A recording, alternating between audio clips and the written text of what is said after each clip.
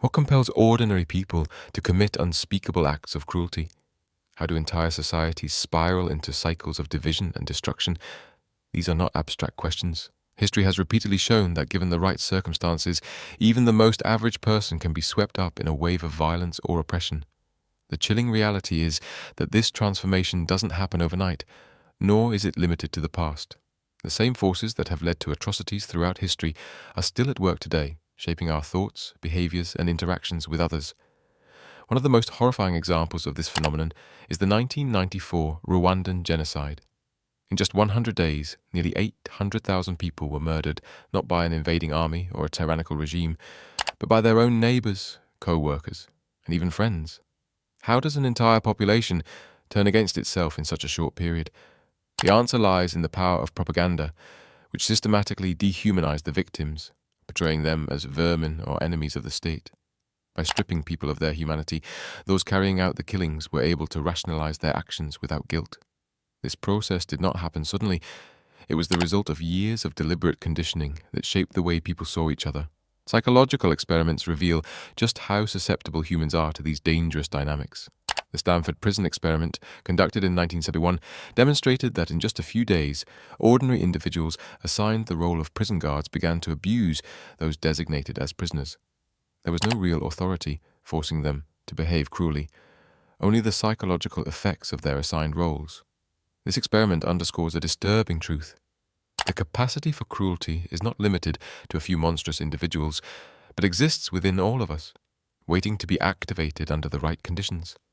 The forces that led to historical atrocities are not confined to history books. They manifest in the modern world as well.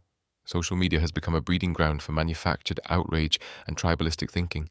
Political opponents are no longer seen as people with differing perspectives, but as existential threats. Online mobs engage in harassment, doxing, and cancel culture, believing their actions are justified because their targets are perceived as enemies. Once someone is labeled as an opponent, empathy disappears, and cruelty becomes disturbingly easy. The descent into dehumanization does not happen overnight. It begins with subtle shifts in language and perception. It starts when people casually dismiss entire groups as inferior, problematic, or dangerous. History has shown that when this mindset is left unchecked, it can lead to devastating consequences in the real world. But how do we prevent ourselves from falling into this trap? The first step is self-awareness. Recognizing when we are being manipulated into an us versus them mentality is crucial. The moment we begin to see entire groups as the enemy, we must pause and ask, who benefits from this division? Who is profiting from our anger? Questioning these narratives helps us reclaim control over our perceptions and resist falling into the cycle of dehumanization. Another essential strategy is to view people as individuals rather than as members of a monolithic group. No political ideology, religion, or nationality is composed of identical individuals. Each person has their own unique experiences, values, and beliefs. Engaging with real people rather than stereotypes disrupts the mental shortcuts that lead to prejudice and hatred. Propaganda is one of the most powerful tools used to shape public perception, and resisting it requires constant vigilance. Whether it comes from politicians, media outlets, or social circles, narratives that paint certain groups as less than human should always be met with skepticism. Language that portrays people as enemies, threats, or parasites has historically preceded some of the worst atrocities in human history. Recognizing this tactic is the first step in resisting its influence. But why do people justify their actions even when those actions contradict their moral values? The answer lies in cognitive dissonance, the psychological discomfort we experience when our actions conflict with our beliefs. Instead of admitting wrongdoing, people often rewrite reality to protect their self-image. This self-justification allows corruption to thrive as individuals convince themselves they are still good, no matter how many moral compromises they make. Consider someone who believes they are an honest person but is caught lying. They have two choices: acknowledge their wrongdoing, which is uncomfortable, or justify the lie by rationalizing that it wasn't a big deal or that they had no other choice. Most people choose justification, and over time, this pattern erodes their moral compass. This is why corrupt politicians, war criminals, and everyday individuals rarely admit fault. They have convinced themselves that they are still righteous. The most dangerous justification is the belief that one is acting for a greater purpose. Some of the worst atrocities in history were committed in the name of justice. Religious wars, political purges, censorship, and oppression have all been rationalized as necessary to protect a cause or defend a belief system. When people become convinced that their ideology is morally superior, they stop questioning their own actions and become capable of extreme cruelty. Once self-justification begins, it doesn't stop. The further someone goes down this path, the easier it becomes to justify increasingly harmful actions. Some of history's most horrific crimes were committed by individuals who truly believed they were doing the right thing.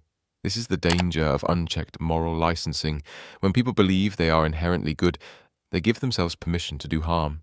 The final and most dangerous stage in this descent is full-scale dehumanization. When a person or group is no longer seen as human, any atrocity becomes justifiable. The mind has a loophole. It instinctively suppresses empathy when it views someone as less than human. This psychological trick has been used throughout history to enable war, slavery, and genocide. Before the Rwandan genocide, radio broadcasts referred to the Tutsi people as cockroaches. Before the Holocaust, Nazis compared Jewish people to rats. During American slavery, black people were legally classified as property rather than human beings. The pattern is always the same. Language strips people of their humanity, making it easier to justify harming them. And this process is not a relic of the past. It is happening today in modern conflicts, in political rhetoric, and in the way people attack each other online. The only way to fight this cycle is through radical self-awareness. The moment you think, "I would never do something like that," you are already at risk. The most dangerous belief is the assumption that you are immune. The key to resisting these forces is questioning your own biases, choices, and justifications every single day. Ask yourself, am I making excuses for behavior I would condemn in others?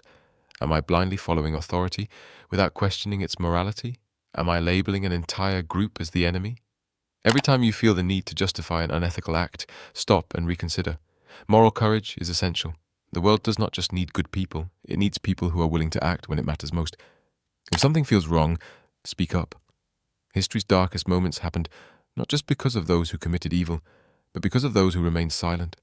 The reality is that the capacity for darkness exists in all of us. It is not an anomaly or a rare human defect. It is wired into the way we think. But that also means it can be fought.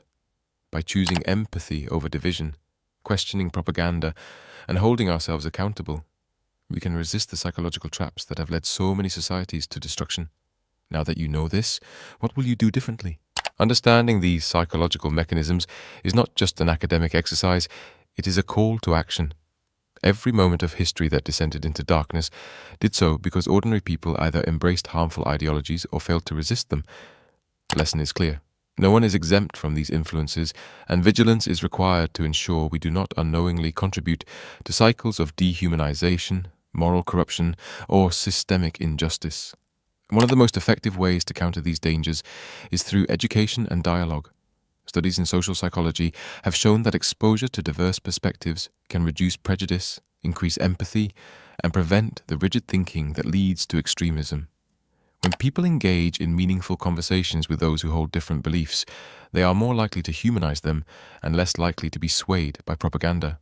This means that fostering open, critical discussions, both in personal relationships and in broader society, is essential to breaking the cycle of ideological entrenchment and division. Additionally, history provides us with examples of those who resisted the tide, from individuals who hid Jewish families during the Holocaust to whistleblowers who exposed corruption despite personal risk. History remembers those who had the moral courage to act when others remained silent. Their actions serve as proof that standing up against injustice, no matter how small the effort may seem, can make a difference.